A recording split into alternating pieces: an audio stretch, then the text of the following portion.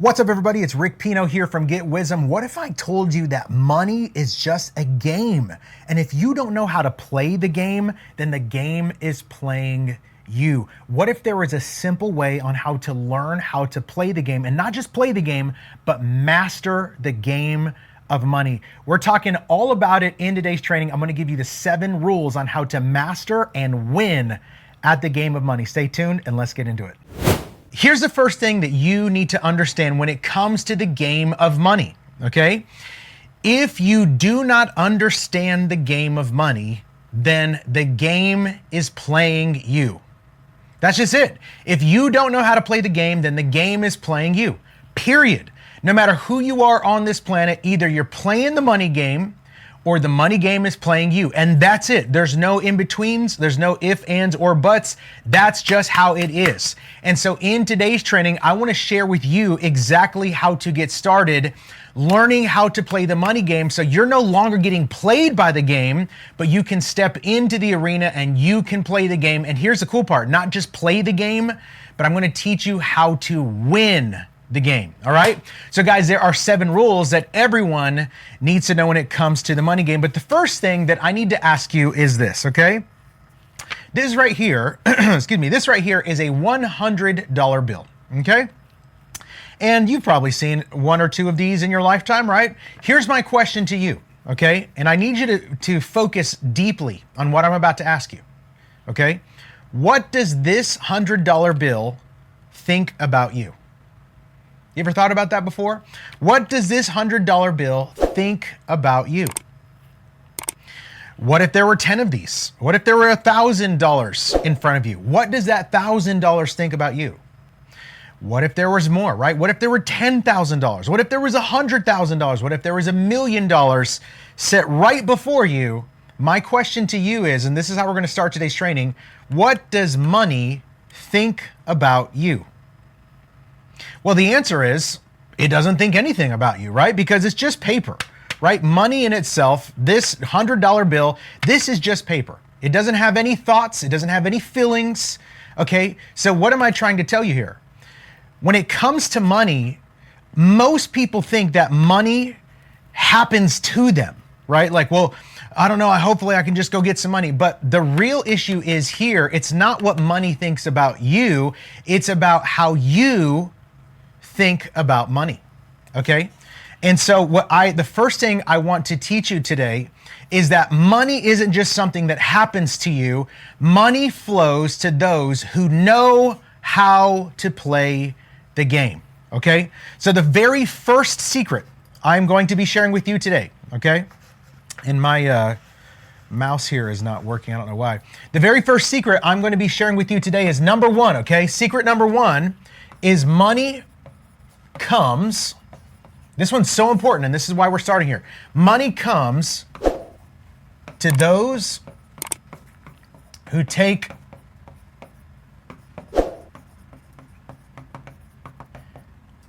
responsibility. Money comes to those who take responsibility. See, I bet you were thinking, oh, he's probably going to say money comes to those who take action. Yes, that's partially true, but the punchline is this. Okay, there are so many people who don't take responsibility when it comes to money, right? Like, here's what you need to understand. Okay, if you're taking notes, write this down. Okay, you are responsible. You are responsible for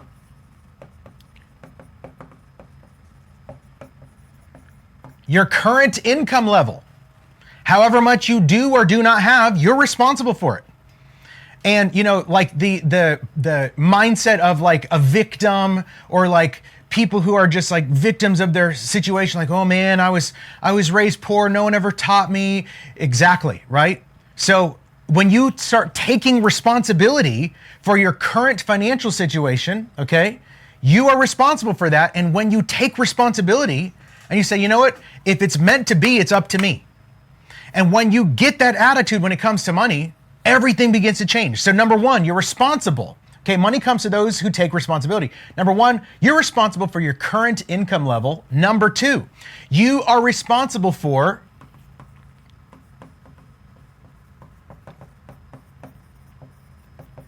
your financial education, okay? And number 3, you are responsible for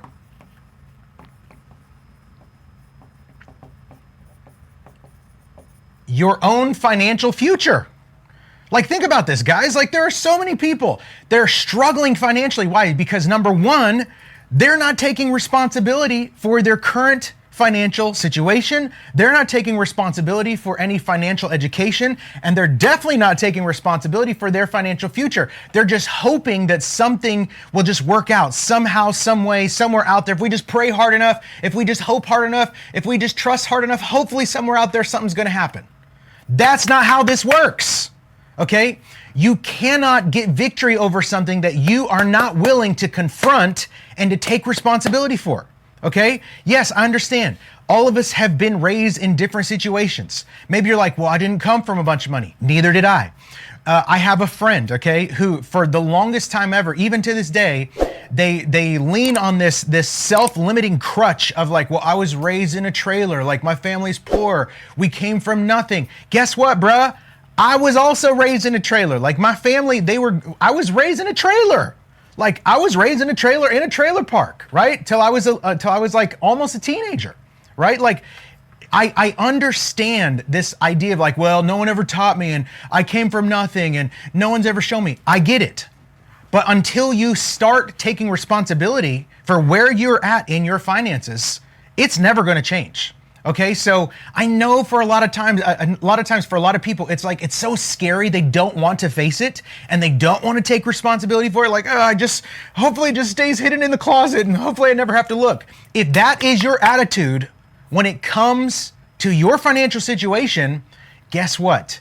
Your financial situation is never going to get better. Why? Because money comes to those who take responsibility. Okay? So guys, this is the foundation. If you want to master the game of money, okay, and you don't want the game to be playing you, you want to learn how to play the game, the very first thing, the foundational piece is you must take responsibility, okay? You are responsible for your current income level, no matter how small or large, okay? You are responsible for your financial education. Hopefully you're always educating yourself because the more you learn, the more you can earn, okay? And you are responsible for your financial future. Don't just leave it off to like, well, hopefully somewhere out there, hopefully God's gonna, no, that's not how this works, okay? This is on you.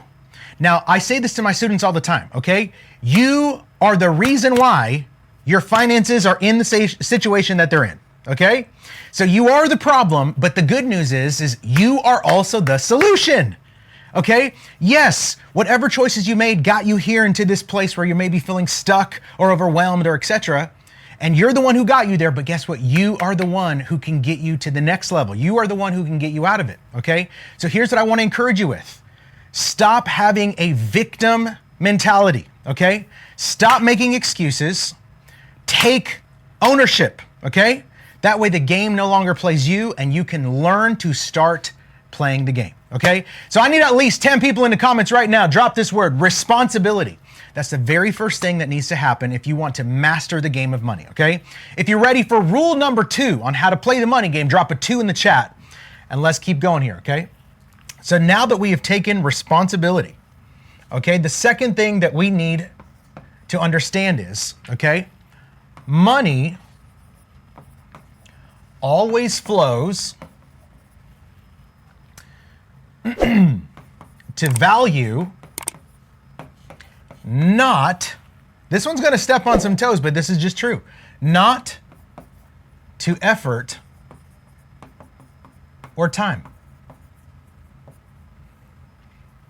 Money always flows to value, not to more effort, not to more time. Maybe you're sitting here, maybe you've experienced this before, right? Like, this is so interesting. I'm going to tell you guys a story, okay? Let's rewind 12 years ago when I was at the beginning of my entrepreneurial business financial journey, okay?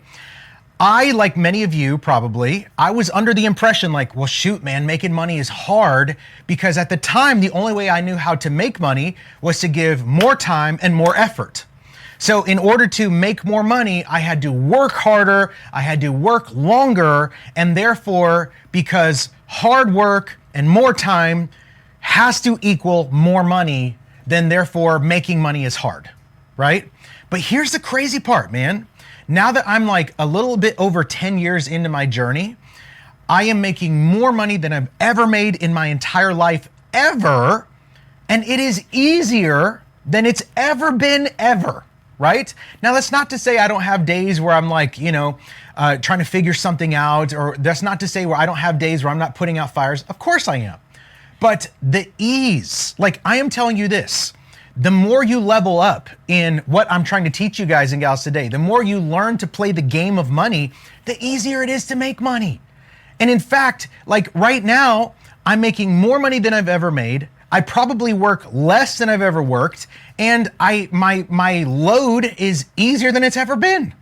Like, who would have thought that, right? It's because I have learned secret number 2, rule number 2 of the money game, and that is this: money always flows to value, not to effort and not to time. Okay, so what is value? Anybody here, you want to make a little bit more money? If that's you, wave at me in the screen like this, drop some fire emojis down in the comments. Anyone here? If you have the desire to increase your income, then guess what you need to do? Someone in the comments say, increase your value. I'm not talking about your intrinsic value as a human soul who is born. Of course, every single person on this planet is immeasurably valuable, right? In that case. But I'm talking about value that you bring to the marketplace, okay? The person who is a shoe shiner, did they bring more value to the marketplace, or does a brain surgeon bring more value to the marketplace? Duh, a brain surgeon, right? It's not that the brain surgeon is better than the shoe shiner. It's just that the value that the brain surgeon brings to the market is way more than the guy or gal who shines shoes. And therefore, guess who's going to have more money flow to them? The person who brings more value to the market, okay? So what is value? How can we create more value? If we have the desire to increase our income, how can we increase our value? I'm glad you asked. Come with me to the board, okay? The first thing you can do, number 1, you can learn how to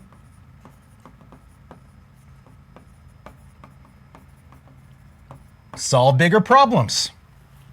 See, one of the main reasons why so many people stay stuck, they stay broke, is because they only know how to solve little problems. They haven't leveled up their skills. They haven't leveled up their understanding. They haven't leveled up their wisdom. They haven't leveled up their knowledge, and therefore they only know how to solve little problems, or they only know how to solve problems that anybody else can solve, right? Like, I don't know how to, I'm not a barista, but literally like in 30 minutes, I could be just as good as most other baristas out there who are working at the coffee shop, right? Why? Because yes, that is a valuable skill to have because people enjoy coffee, but is it that valuable as an individual to the marketplace? No, not necessarily. So guess what? The person who only knows how to solve little problems are only going to make little income.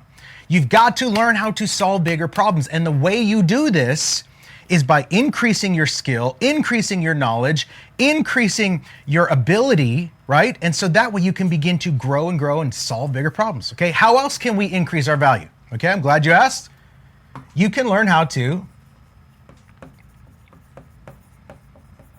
serve more people, okay? Now here's the cool part. We are living in the internet age, in the digital age.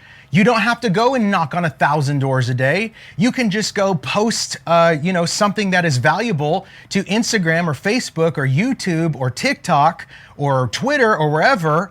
You can post something and 1,000 people potentially could watch it in one day.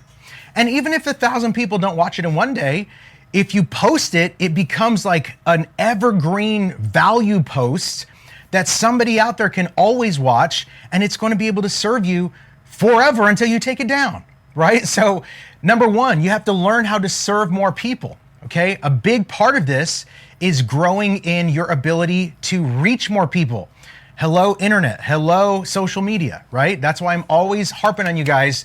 You've got to grow your social media. I don't like social media. Yeah, you don't like social media because you're mostly a consumer and all you mostly do is consume. I have no feelings about social media whatsoever. If it disappears tomorrow, I don't care. But here's the thing. It's not like I love it or hate it. It's just I use it. Not as a consumer to like consume. I use it as a supplier. I don't see social media as like, oh man, it's so like, it's bad for the mental health. Yeah, because I'm not sitting there consuming and like jacking my mental health. I'm there like supplying value. That's how I use social media, right? And when you do this, you can learn how to serve more people, man. Like, let me ask you a question. Who is going to make more money? Okay? The person who serves one person and solves a problem for one person, or the person who solves a problem for 1,000 people?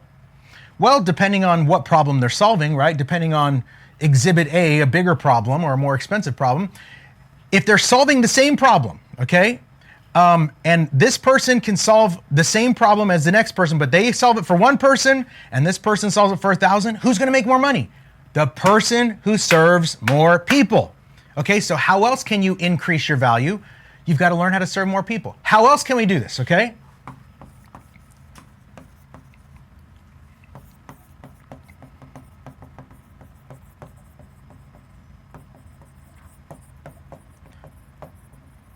You can grow your specialized knowledge, AKA you can begin to grow in wisdom, right? Like, let's say for instance, you are kind of good at, let's just go back to the barista example, okay?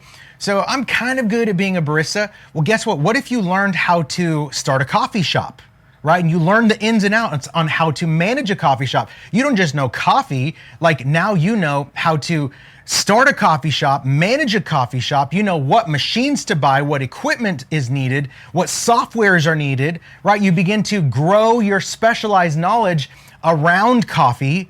Who's going to be able to make more money? The barista who only has a little bit of specialized knowledge, or the coffee shop owner who they're not just a barista, they can do a baristing, is that what it's called? They can be a coffee maker, but they also know how to build a coffee shop. And then let's take that even further. What if you were to scale that to 5 coffee shops, okay? And what if you learned how to franchise a coffee shop? Aha! Now you don't just know coffee. Now you don't know how to just build a coffee shop. Now you know how to build a brand of coffee shop. See what I'm saying here, guys? Growing your specialized knowledge, growing your wisdom in your niche is critical for learning how to play the money game, okay? Because I don't know if y'all ever heard this before, but if you don't know how to play the game, then the game is playing you, period. And I don't know about you, but I'm tired of the game playing me. I want to play the game, right? And so what you have to do is you've got to understand that money always flows to value, not to effort or time. So you got to learn how to solve bigger problems, serve more people, grow your specialized knowledge. And what else do you need to learn how to do? Glad you asked. You must learn how.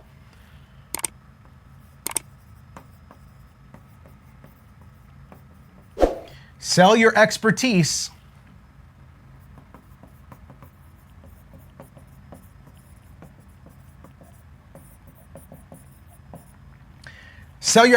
inside of a scalable offer. What is that? Guys, that is a digital product, right? Like, take your knowledge, your experience, your expertise that you already have and do the work one time to create a digital product, a coaching program, a course, a webinar, a challenge, whatever it is, right? An ebook. Take that knowledge, put it into a digital product, and then guess what? Sell this expertise inside of a scalable offer. Sell this specialized knowledge to more people to serve bigger problems. Like, guys, I'm telling you, this is the game right here. This is the game. Okay, so number 2, you must understand money flows, and by the way, it always flows to value, not to effort, not to time. Okay, if you're tired of trading time for dollars, you've got to learn the money game, man. This is how it works. Listen, the game changes when you stop selling time and effort and you start selling results, okay? Expertise, leverage, and here's the biggest one. When you start selling transformation. Because if you're taking notes, write it down like this. We don't sell stuff, we sell transformations, okay? That's rule number 2 of the money game. If you're ready for rule number 3 of the money game, drop a 3 down in the chat. Let's keep going here, okay? So now that we're understanding rule number 1, rule number 2, rule number 3, now we're getting really, really deeper into this thing, okay? Third rule of the money game is this, guys. You're always going to use earned income to buy assets, okay? And then you're going to use the passive income that comes from assets to buy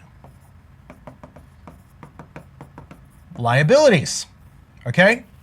So real quick, if you're a little bit rusty on this, what's the difference between an asset and a liability, okay?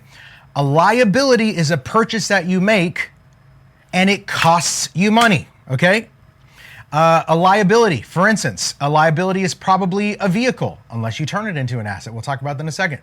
A liability is that purse that you just had to have. Girl, that thing was so fine, oh my God. And you purchased this liability and you know, you bought it and woohoo, and it costs you money, it doesn't make you money, right? Or that pair of shoes, or the pair of sneakers that bro just had to have. Bro, those sneakers are so dope, bro. Whatever it is, right?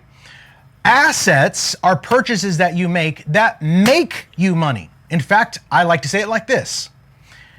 Liabilities bleed you, but assets will feed you, okay? And here's rule number 3 when it comes to the game of money. Does anybody here want to win at the game of money? If that's you, shout, that's me, that's me, that's me down in the comments. Do you want to win at the game of money? Do you want to learn how to play the money game, or you want the money game to keep playing you? Which one? If you have the desire to win the money game, here's what you need to do. You need to use your earned income to buy assets, okay? Assets, guys. Like for instance, you can use the income from your job or from your business to purchase assets, okay? And not just any assets, assets that produce cash flow. We're gonna talk about this in just a moment, okay?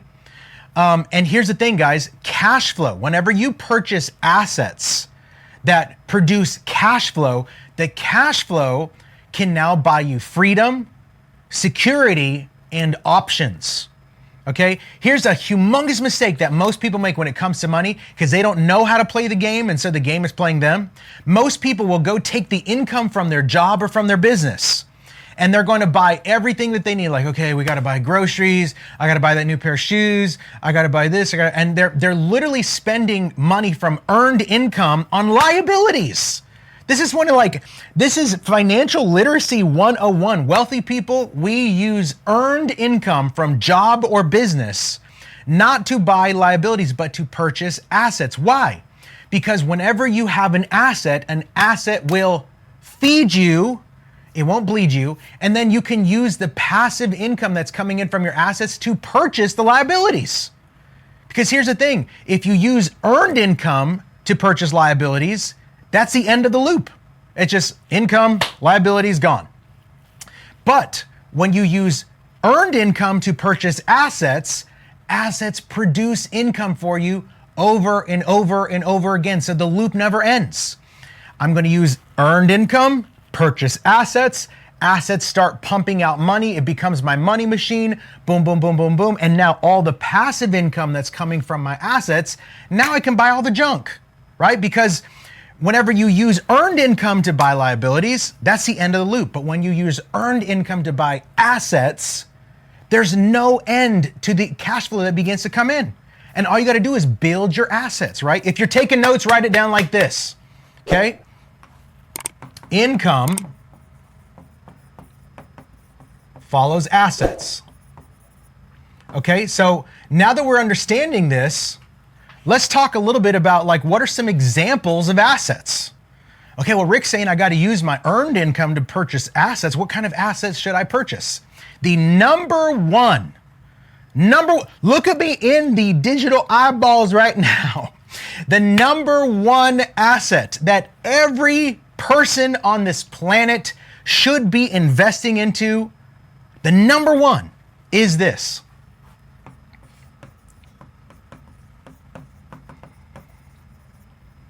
is investing into your skills and into your wisdom. Investing into yourself. You've heard me say it 100 times. I'll keep saying it. Not to invest first into the S&P 500, but to invest first into the SME 500.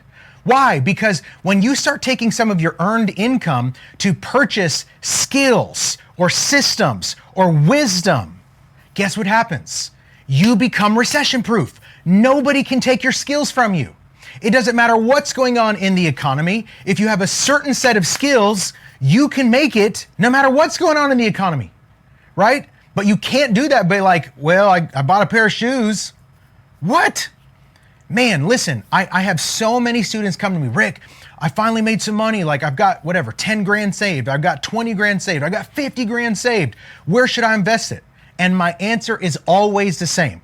Until you have at least, I'm talking on the lowest side, until you have at least $100,000 liquid cash, the only place you should be investing is into more knowledge, more wisdom, and more skills. And I know for broke-minded people that seems like counterproductive, like, well, man, maybe I should get into crypto. Maybe I should get into real estate. Maybe I should, a buddy of mine got into real estate, blah, blah, blah. All of that is interesting when the time comes, right? But if you don't have the wisdom or the knowledge or the skills on how the game works, the game will just play you at a different level. Like, it is absolutely ludicrous to me. So if you're like, man, we made an extra 5 grand this month, or we made it, I got, 3 grand saved, I got 10 grand saved, I got 17 grand saved. Guess what? You should be doing that. If you're like, where should I invest it? Invest it into yourself. Hire a coach, hire a mentor, get access to knowledge, buy books, go to events, go to trainings, learn the game. Because I'm telling you this, I have invested heavily into my own skills, knowledge, and wisdom. And remember what I said a little bit ago? Like, whenever you first start learning how to play the game, it feels hard to make money, but the better you get at it, the easier it gets. Why? Because your skills get so good. Like, you get so sharp in your knowledge. Making money becomes easier and easier and easier. And I'm telling you this, there will come a time, let's say you have 15 grand saved. If you invest that into a worthy coach or a worthy system and some kind of knowledge or wisdom or skills that can level you up, okay, and you really do the work and you learn the skill and you master the skill, I'm telling you this, that investment into your own knowledge, wisdom, experience, etc., can literally make you way more forever, because it's an asset. And remember what I just taught you. Assets, they pump money out for you all the time. They never stop producing money, right? And then anything you earn from your asset, then you can buy other stuff. You can buy more assets with that income. You can buy your liabilities. You can give. You can do whatever you like, right? But that's where you need to invest first. Number one, skills, wisdom, okay? What are some other assets that you can invest to? Well, business, right? You could invest into digital assets. For instance, maybe it's time for you to level up in the softwares that you use or the systems that you use, right? There are opportunities out there like private equity. My wife and I got into private equity a few years ago. Really cool investment, right? Not better than investing into myself, but man, it's a really cool investment. And of course, real estate.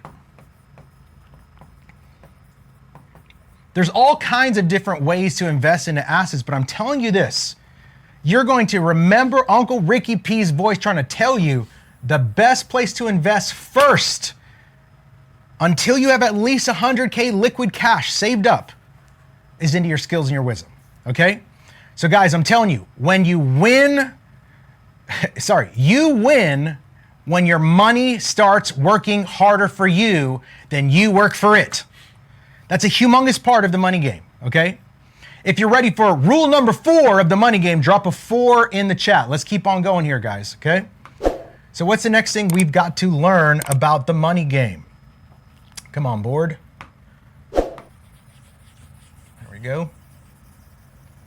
Rule number 4 about the money game, guys. Rule number 4 is this. Always, somebody in the comments shout always, there we go. Always pay yourself first. What does that mean? Always pay yourself first. Think about this, okay?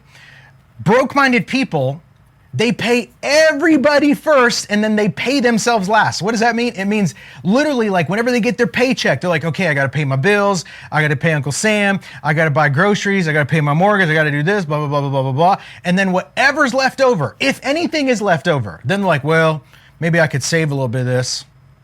What? Like that's why they stay in loops of brokenness, right? Because they don't understand the money game, man. Rule number 4 of the money game is always pay yourself first. Here's what I like to say, okay? Before bills, before your lifestyle, before your expenses, before any spending, okay? You want to take a minimum of 10 to 20% of whatever you make, and you want to pay yourself by either number 1, saving it, okay, or investing it. And what do I mean by saving it? I mean, you want to at least do basics like have some kind of safety net, an emergency fund.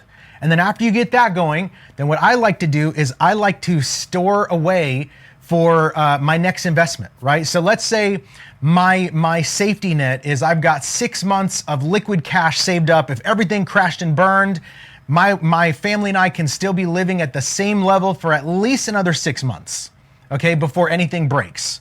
Okay, so after that is built up, then any other kind of saving I do, I tuck it away into a place where I'm growing my capital. So whenever I see a good opportunity, or whenever I'm like, wow, I should invest into that mentorship or that skill, or ooh, here's a cool opportunity to invest into XYZ. Now I have liquid capital that I can go deploy so that my money works harder for me than I work for it. Guys, this is the money game. This is the money game. This is money game, money rules 101. And this is why broke people stay broke and wealthy people get more wealthy, because we understand how to play the game, okay? So what is the importance of paying yourself first? Okay, paying yourself first. This is, okay, it builds discipline, it builds capital, like I just said, and here's the best part, it builds safety. In fact, the book of Proverbs calls it your financial fortress, okay? Like think about it, if there was an enemy coming to attack you, right? And they were coming to just attack. Do you have any kind of fortress around you and your family right now? Or are you just out there like living by the seat of your pants, like grasping for the wind? Hopefully it works out. If that's you, then you are getting played by the money game, dude. Like you're getting played by the system, okay? So you've got to learn how to play the game. Rule number 4 is pay yourself first. That way you can start building up your financial fortress. And the cool part about having a financial fortress, okay, of savings, of capital, of liquid, of options, etc., is that if something comes to attack you, there's a fortress there. You have protection, right? You're not just going to get wiped out by like, oh shoot, our tire popped on the way to school. Oh man, now what are we going to do? It cost us an extra $400. What are we going to do? Like, oh my God. Stop living like that, man. Build your fortress, okay? Become someone, if you're taking notes, write it down like this. Become someone who learns how to keep money and not just earn the money. That's what happens whenever you pay yourself first. You become somebody who can keep money and not just earn it, okay? If you're ready for rule number 5, drop a 5 in the chat. This one's so important, okay? Rule number 5 is this. Come on, board, here we go. Okay, rule number 5 is, this one's super important, okay? You must master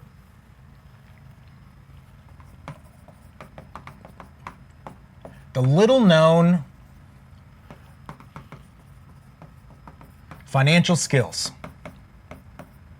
Okay, what does that mean? You must master the little known financial skills. If you're taking notes, write it down like this.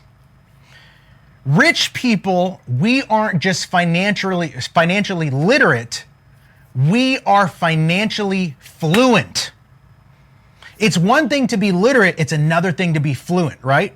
It's one thing to be like, well, I took a year of Spanish and I can like kind of ask where the bathroom is. And it's a whole different reality when you speak Spanish fluently. That's what I'm talking about when it comes to your financial education. Don't just like learn enough just where you're like, well, I kind of understand it and I know what asset and liability means. That's cool, but you need to get fluent in this stuff, man. Don't just like become literate, become fluent. What am I talking about? I'm talking about this. You've got to master the little known financial skills. What are some of those little known financial skills? Number one, taxes. Oh my gosh.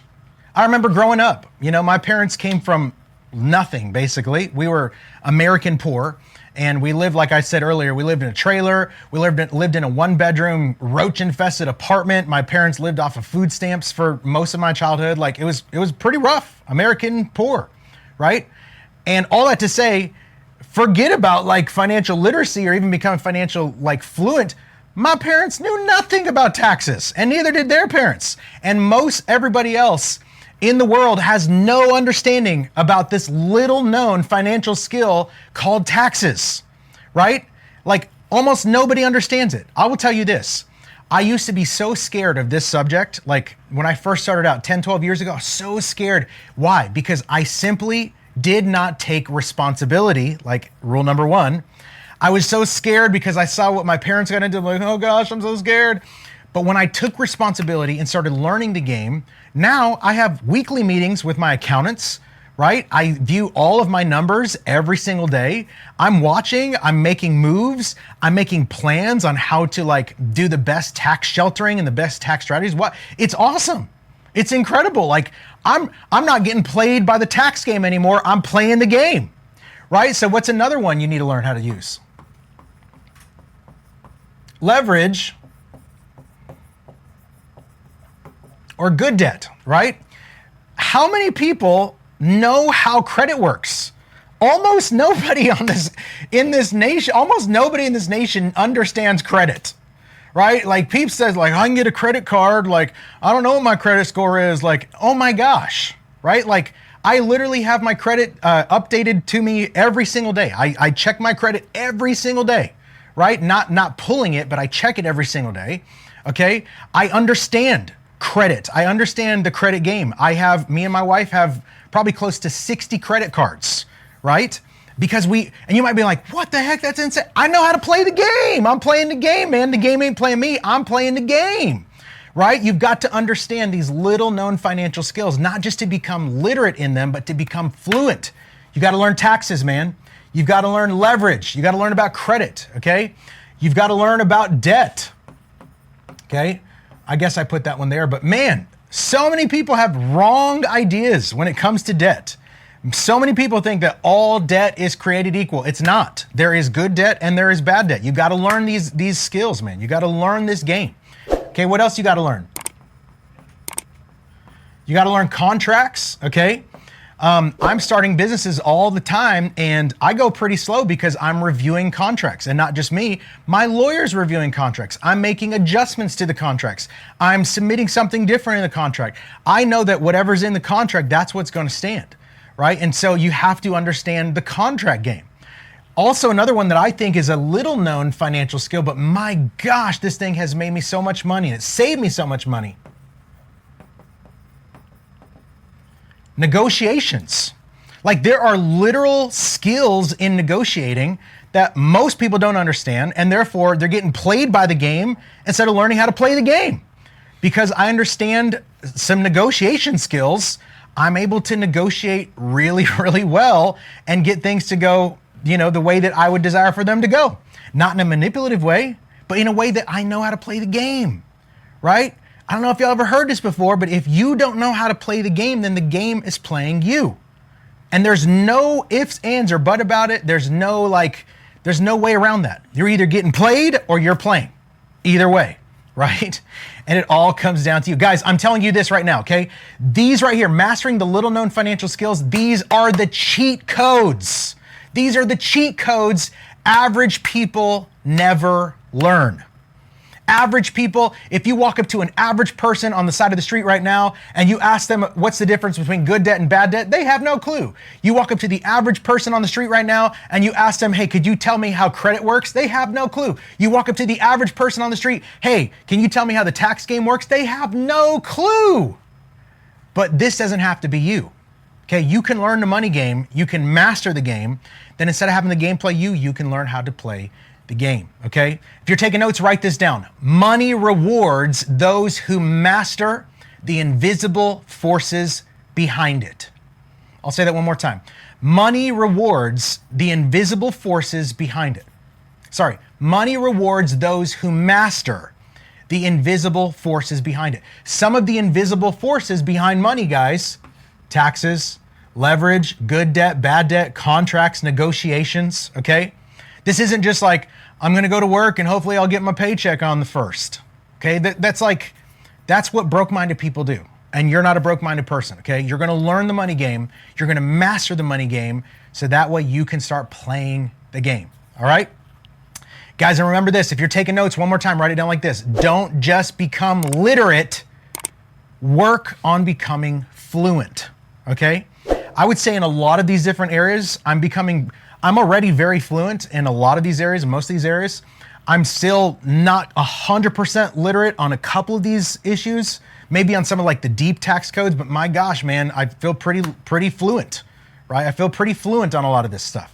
You can get there as well, okay?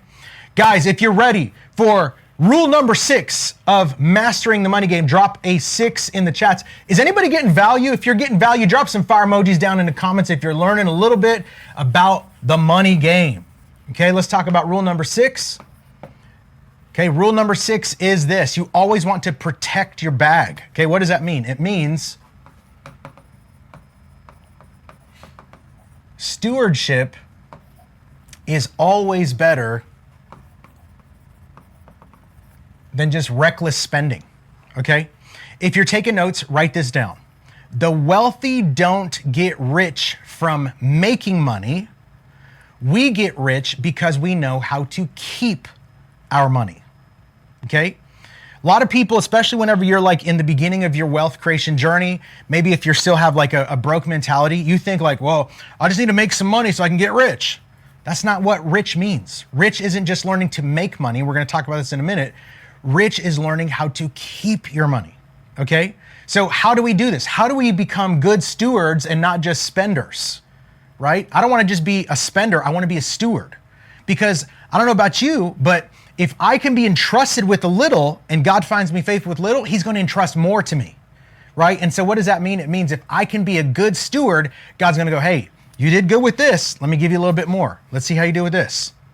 Hey, you did pretty good with that. Let me give you a little bit more. And over time, before you know it, you're a ruler over much. Why? Because you are not just a spender, you are a steward. So how do we do this, guys? Very, very simple. Number 1, live off of less than you make. Can I tell y'all a crazy story? So probably about almost 6 years ago now, my wife and I had really become basically financially free about 6 years ago.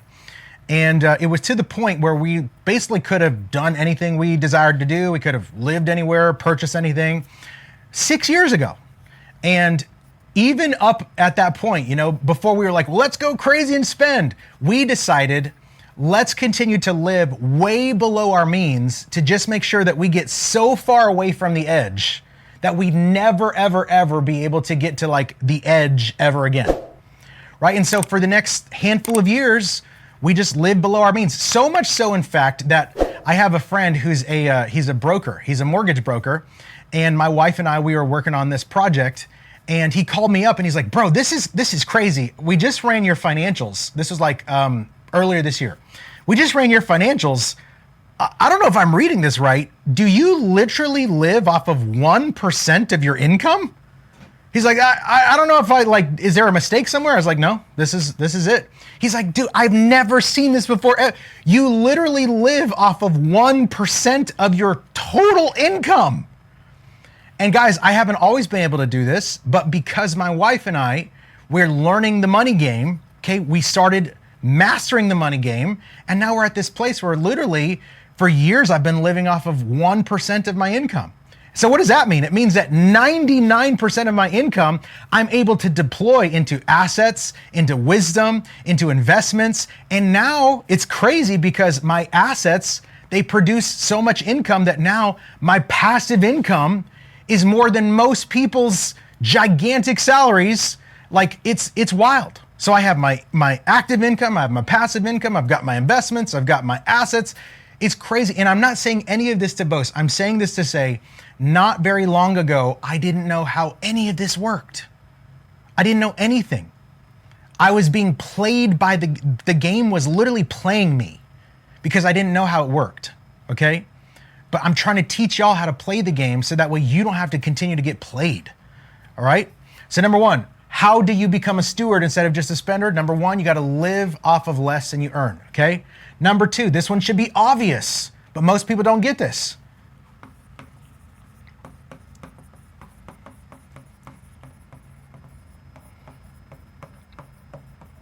Stay out of consumer or bad debt. What does that mean? I'm telling you this right now. Ooh, what just happened there? There we go. I'm telling you this right now. I am all about debt. I love debt. I love using debt. It's amazing. I have plenty of debt, but I don't have any bad debt, right? I have plenty of good debt that makes me money. Okay, but consumer debt, like debt that you use other people's money to purchase liabilities, it's stupid.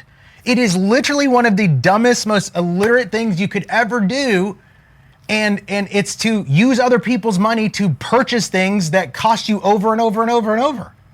Like that is the slowest, hardest path to wealth creation, is to have bad consumer debt. So if you have consumer debt right now, like I said earlier, it's your fault, but guess what? You are the solution. You can get out of it. And then you can learn how the debt game works, not just become literate, you can become fluent, and then you can start playing the game, right? It's awesome. How else can you become a good steward instead of just a spender, right? Live off of less than you make. Avoid bad debt. This one is one of my favorite. Ensure your life, your income, and your assets, okay? I'm telling you, life insurance.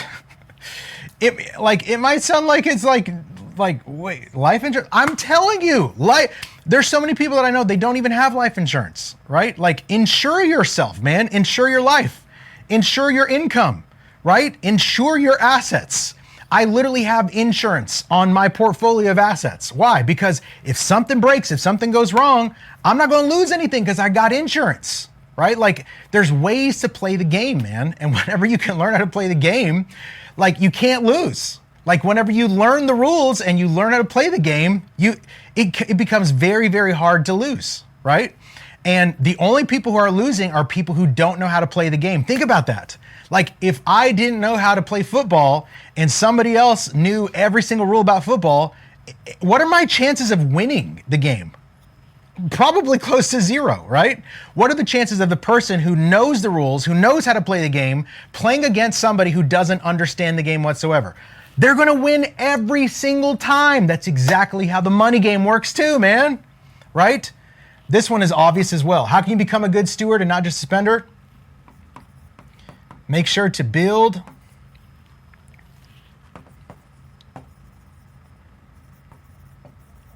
your emergency fund. So many people, man, it's so crazy. Like this is wild, but this past week, my wife and I were driving down the street. We have a beautiful vehicle, never had a single issue with it ever, and the engine just randomly blew while we were driving, right? And it's going to cost a whole lot of money.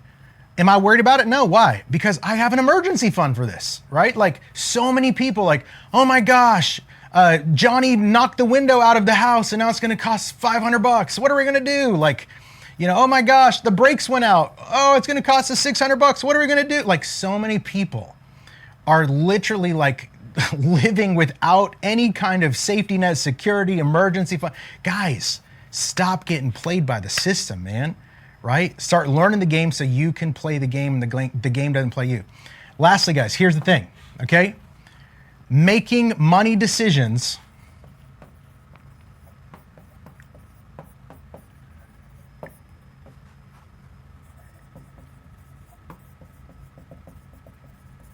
making long-term money decisions, making money decisions that last for a long time, not just like, well, this is cool, I'm gonna buy this random liability.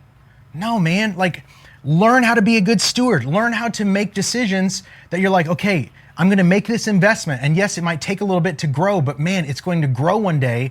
And this little seed that I plant here can become a big tree in a little bit of time if I'm patient. Like you've got to get a long haul mindset when it comes to your investments, okay? If you're taking notes, write it down like this, and we're gonna wrap with secret or rule number 7, okay? If you're taking notes, write it down. Stewardship is the boring skill that guarantees you never fall backwards. Stewardship is the boring skill that guarantees that you never fall backwards, okay? And guys, lastly, drop a 7 in the chat if you're ready for rule number 7 on how to play the money game. Man, I hope you guys are learning some stuff today, okay? Rule number 7 on how to play the money game. This one's so important, okay? You've got to learn how to make, manage, and multiply your money relentlessly, okay? So if you're taking notes, write that down. Make, manage, and multiply. Guys, I'm telling you, when it comes to scaling your income, okay, this is the first rule of getting to the point now where you're not just literate in your finances, you're becoming fluent. And now that you understand how the money game works, what's the punchline that you're trying to get to? You've got to not just make it, okay? You've got to learn how to make it. Yes, that's a big skill. Then you have to learn how to manage it. Yes, that's another set of skills. Then you have to learn how to multiply it. That's another set of skills within itself. But when you do this, when you learn how to make it, when you learn how to manage it, when you learn how to multiply it, friends, I'm telling you this, the most incredible thing happens. Everything begins to compound. Okay? Like compound interest. Most people are familiar with compound interest because it's working against most people, because most people are getting played by the game. But those of us, wealthy people who understand how to play the game, we have compound interest working for us. We know the skills of making money. We know the skills of managing money. We know the skills of how to multiply the money. Okay? And when you do this, incredible things begin to happen. It's called compound interest. You might have heard me talk about this before, okay? But what are some of the ways that interest can compound, okay? Skills. Skills can compound. Yes, it's really cool if you have the skill of sales, but you know what's even better? When you have the skill of sales and marketing. Ooh. And you know what's even better than having the skills of sales and marketing? Public speaking on top of that. Ooh, right? And you know what's even better than sales and marketing and public speaking? Learning how to build funnels. Ooh, see, like every layer brings a compound effect to where now you can multiply this thing and just start going bananas and scale stuff. What else compounds? Skills, knowledge, okay? Your wisdom, your knowledge. You can learn this principle and it's powerful within itself, but then you learn this principle and you stack them together and now it's like double powerful. And then you learn another principle and you stack it on top of these ones and that compounds, right? That's how knowledge or wisdom can compound. What else compounds? Relationships can compound. Networks can compound. You might have a really cool network over here with this group of friends, and then you build a network of really cool, great relationships with this group of friends, and you're like, wait a second, what if we connected together and now even your networks and your relationships can compound? One of us sends 1,000 a flight, but two of us sends 10,000 a flight. You guys getting this? Like a lot of things can begin to have compound interest for the good and not just bad compound interest that's charging you every month. And of course, guys, what else can compound? Your money investments can compound. Friends, I am telling you this, okay? Desire, faith, persistence, and specialized knowledge, when all combined together, can create exponential results. Why? Because when you develop the skill of making money and you compound it with the skill of managing money, and then you compound that with the skill of multiplying money, it starts getting absolutely ludicrous, my friends. Ludicrous, ludicrous, crazy, right? So here's the punchline I need to leave with you guys today, okay, as we wrap up here. When you know how to play the money game, you don't just grow linearly, you grow generationally. Think about that. When you learn how to play the money game, it's not just like, oh man, I hope I can get some more money to pay my bills. No, no, no. When you learn to play the money game, you can grow generationally. It's not just like, I hope I have enough for me. No, it's like, what am I going to do with all this? How am I going to pass this on to my children and my children's children? How am I going to educate them, not just leave them a pile of cash? How can I educate them? How can I grow their financial literacy? How can I set them up to be a head start from where I started? Friends, these are the 7 rules of the money game, and I'm telling you this right now. Instead of having the game play you, learn these rules, practice these rules, grow in these rules and in these skills, so that way you can learn to play the money game. And not just play it, you can learn how to win it.